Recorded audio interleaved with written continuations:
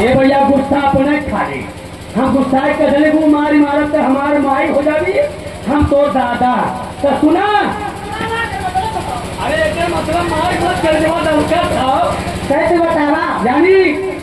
तू हमारा तोहर हम दादा कैसे भैली है ना कैसे भैया हो तो कहले हे हो हम तारी का कल तक की चल जाता बाजार अब हम चल गई लालगंज बाजार। अच्छा तू लगलू सोनुआ के मीजत रहलू ना। हाँ हो मीजत सोनू के देहलू तू खबरा जमाए तबले 2 दिन का लड़का ने लगल तो पूरा भोकार छोड़े तो तू कहलू के मोरे सोनू के माराला के मोरे सोनू के गाला चुप रह बाबू अब दादा यही है चुप रह बाबू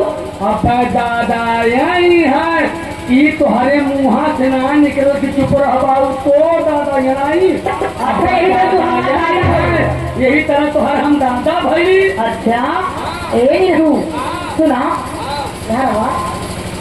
ये तो ठीक बतौला कि कैसे तू हमारा दादा हो पाओ आई हो बतावा तो हम कैसे माई आवे कैसे माई यानी तू हमार माई कैसे भैलू तू कहलू हे हो हम कहली का कल तरके सोनू खेलौता तरकी चल जाई प्रधान के करडवा बनवले आई तो अब तू प्रधान किहन के तरह चल गलू सिकरेटरी किहन अब हर घंटन बिताए रहलू। अब हमार सोनू गई है भूखाए कहली तो सोनुआ कमाई अब भाई ना आई कहा मैं अपने सोनू के पिया हो भगवान कहली चुप रह बारू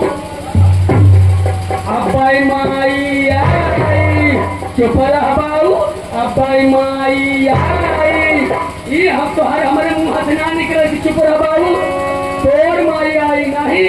हमारे मुँह से है निकल कि अब माई आई यही तरह तो हर हम माई भाई ठीक बा और तो इसे माई हो गई ना